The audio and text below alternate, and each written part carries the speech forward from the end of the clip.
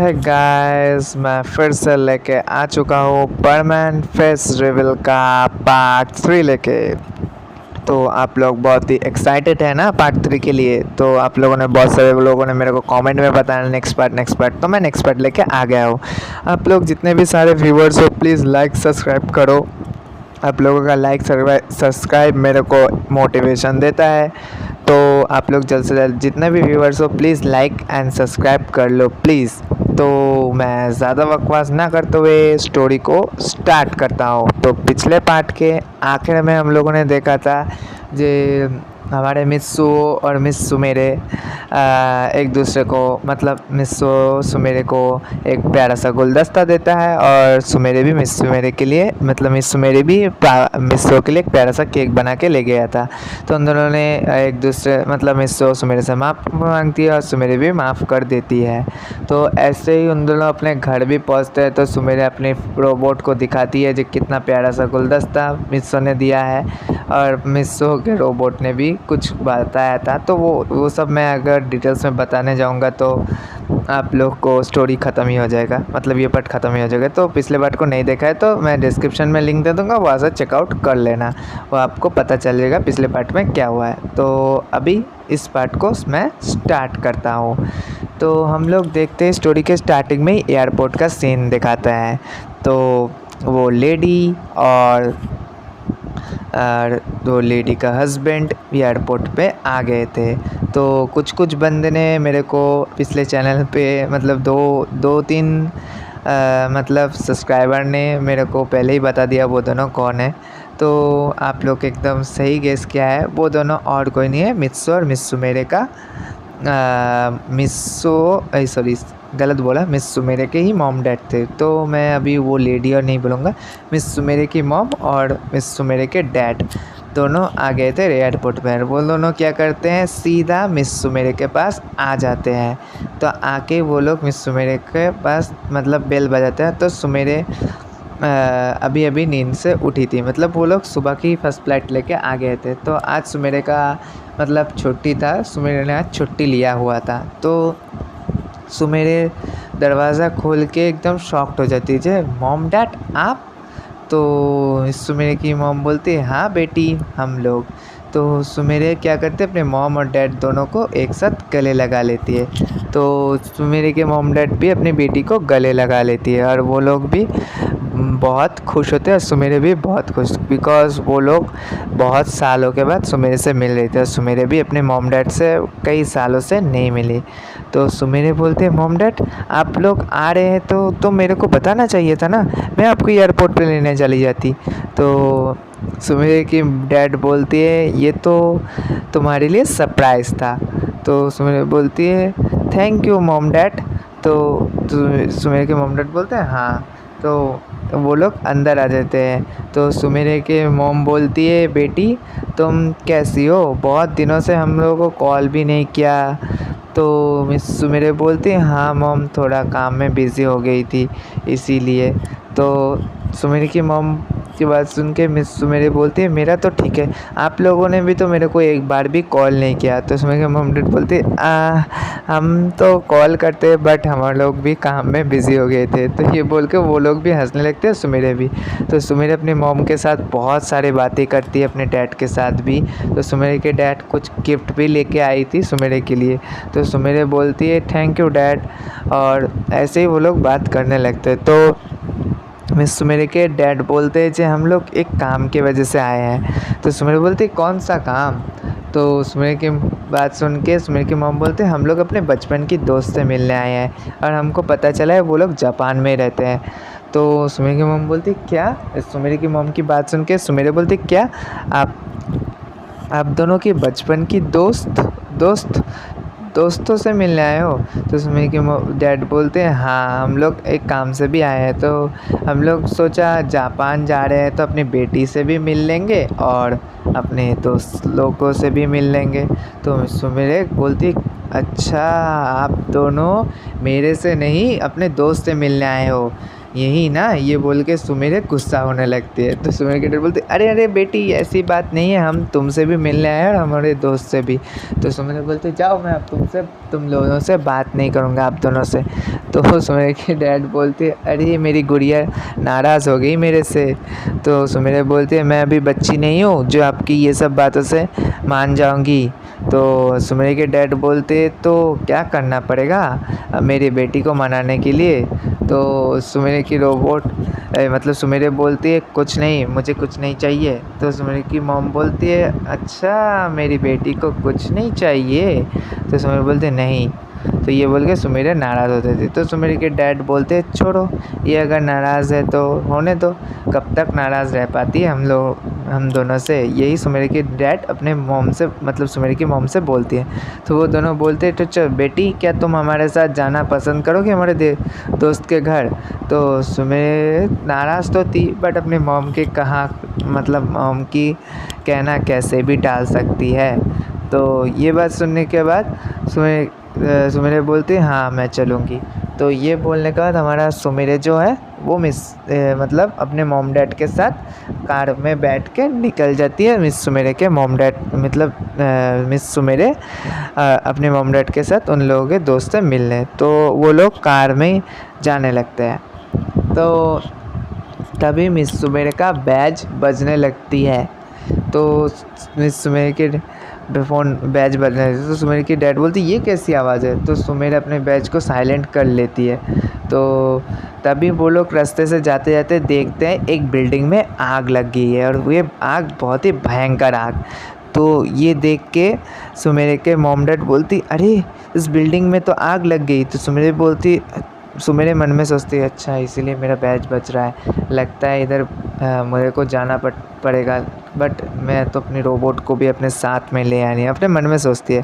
तो सुमेर बोलती शायद मुझे अभी नहीं जाना चाहिए अपने मॉम डैड को, अगर मैं जाऊंगा तो मेरा आइडेंटिटी रिवील हो जाएगा।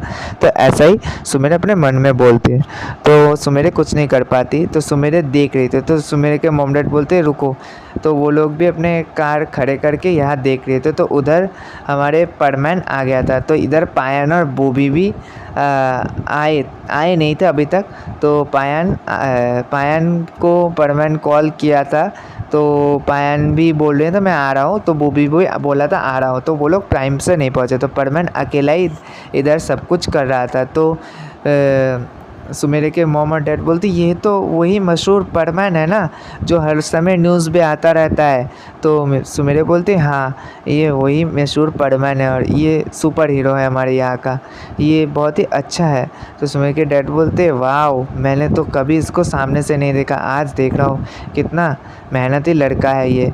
तो सुमेर बोलते हैं हाँ डैड ये बहुत ही मेहनती लड़का है। तो सुमेर अपने परमैन के बारे में बताने लगती है। तो सुमेर के डैड बोलते तुम्हें पता है परमैन के बारे में।